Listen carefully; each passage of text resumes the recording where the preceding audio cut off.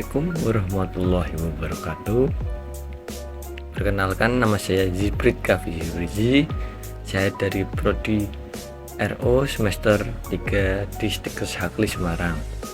Di sini saya akan menjelaskan tentang ilmu komunikasi.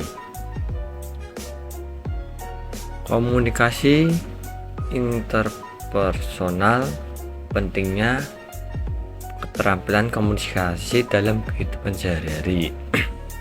Itu yang mungkin saya akan jelaskan di video kali ini. Yang pertama-tama saya akan melakukan pertanyaan. Apakah pernah merasa pesan kita sering disalahpahami oleh orang lain? Apakah pernah? Yang kedua, pernahkah kamu komunikasi yang baik membuat Anda mendapatkan hasil yang positif kehidupannya pribadi atau profesional? Di sini akan saya jelaskan tentang definisi dan pentingnya komunikasi interpersonal.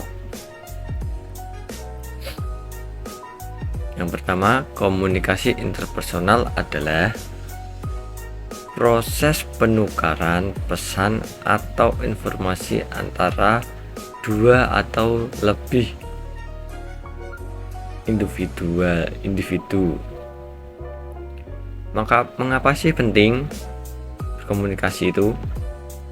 Jelaskan bahwa komunikasi personal adalah dasar menghubungkan manusia di berbagai situasi seperti keluarga, pekerjaan, dan sosial. Contoh yang dapat kita ambil, komunikasi interpersonal yang lebih baik dapat memperbaiki hubungan atau membuat dalam penyelesaian masalah. Elemen dasar dalam komunikasi interpersonal, semisal pesan, isi komunikasi yang ingin disampaikan, pengirim dan penerima. Dua peran penting dalam komunikasi. Saluran itu media yang digunakan baik verbal maupun non-verbal. Umpan balik adalah tanggapan dari penerima yang menunjukkan paham atau reaksi terhadap pesan.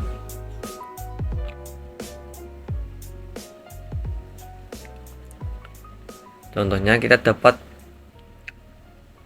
melakukan pesan atau antar pesan melalui WhatsApp, Instagram, dan lain-lainnya.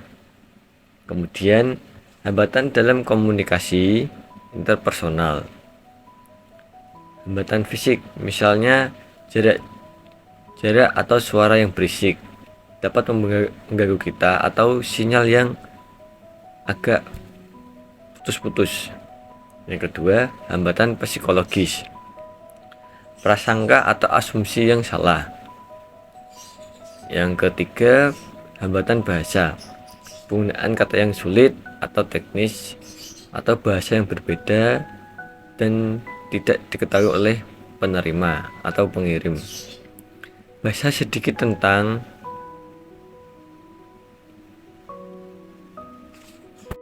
lima tips meningkatkan keterampilan berkomunikasi personal.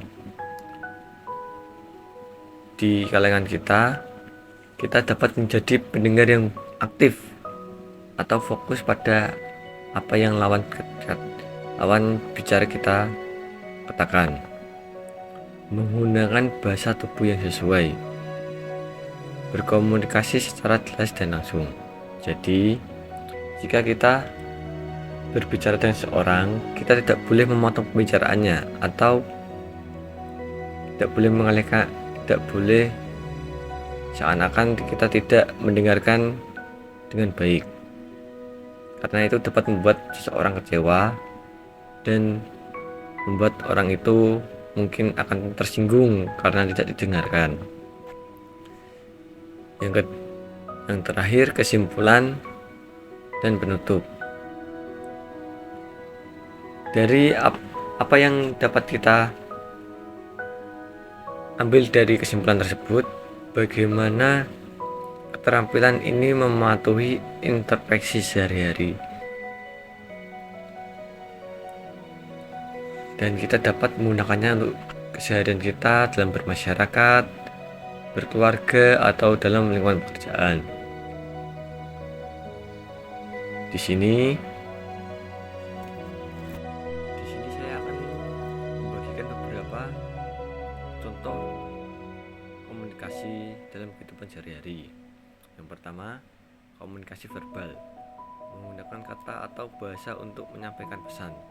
Contohnya, percakapan tatap muka, diskusi, presentasi, wawancara, dan rapat. Yang kedua, komunikasi visual, menggunakan gambar untuk menyampaikan pesan. Contohnya seperti video, foto, grafik, bagan, dan infografis. Yang ketiga, komunikasi dalam dunia kerja, komunikasi yang lebih efisien dalam dunia kerja dibutuhkan untuk mengambil keputusan. Contohnya, rapat yang dihadiri oleh manajemen, karyawan yang membahas keputusan yang akan diambil. Yang keempat, komunikasi dalam dunia profesional, komunikasi lisan yang kritis seperti wawancara kerja, dalam bekerja menyampaikan kualifikasi, pengalaman kerja, dan keahlian mereka. Sedangkan wawancara mengevaluasi kemampuan berbicara, pengetahuan, dan sikap calon pekerja tersebut. Yang kelima, komunikasi dalam kehidupan sehari-hari lain, contohnya mengirim email, pesan teks, menulis surat laporan, berkomunikasi melalui video call, atau menyampaikan pengumuman atau instruksi melalui siaran radio atau televisi. Sekian dari saya. Wassalamualaikum warahmatullahi wabarakatuh.